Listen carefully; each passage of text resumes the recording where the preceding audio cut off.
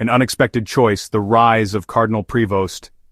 The world watched with bated breath as white smoke billowed from the chimney atop the Sistine Chapel. A new pope had been chosen. Speculation ran rampant, with familiar names like Cardinal Parolin dominating the conversation. Yet when Cardinal Jean-Louis Taurin stepped onto the balcony, the name he uttered sent shockwaves through St. Peter's Square and beyond. Cardinal Robert Prevost, an American, had become Pope Leo XIV. Prevost's election was a surprise, to be sure. He wasn't a figure who graced the front pages of newspapers or topped the lists of papal contenders. He was a quiet operator, a man known more for his humility and pastoral approach than for his political maneuvering.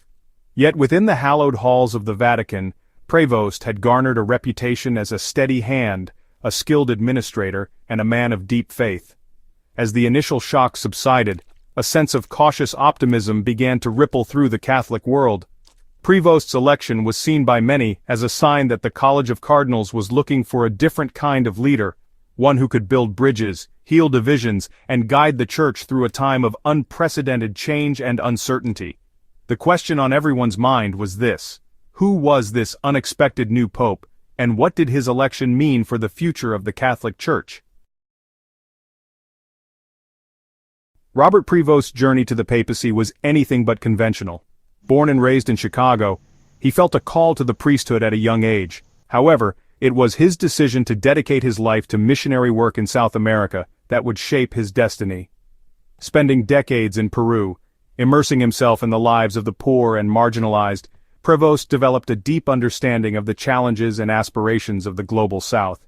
His fluency in Spanish, his deep connection to the people he served, and his unwavering commitment to social justice earned him the respect and admiration of both the faithful and his fellow clergymen.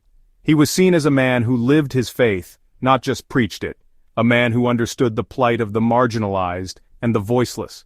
Prevost's time in South America instilled in him a deep appreciation for cultural diversity and a profound sense of the universality of the Church. He recognized that the Church was not confined to the grand cathedrals of Europe, but found its truest expression in the lived experiences of ordinary people around the world. This perspective would prove to be invaluable as he ascended the ranks of the church hierarchy. Upon his return to Rome, Prevost's administrative skills and his reputation as a compassionate pastor did not go unnoticed. Pope Francis, himself a champion of the poor and a vocal advocate for reform within the Church, recognized in Prevost a kindred spirit. He elevated Prevost to the College of Cardinals in 2023, signaling his trust in Prevost's judgment and his alignment with his vision for a more inclusive and merciful Church.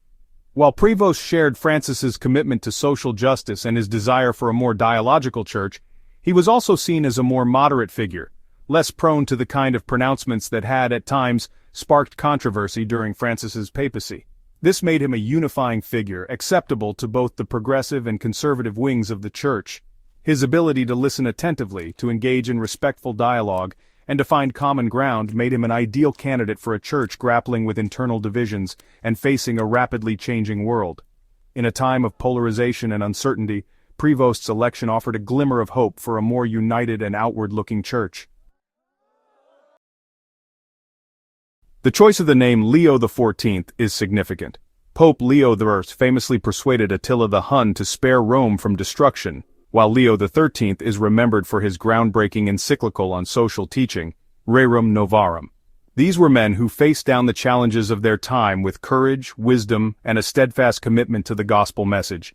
The challenges facing Pope Leo XIV are different, but no less daunting.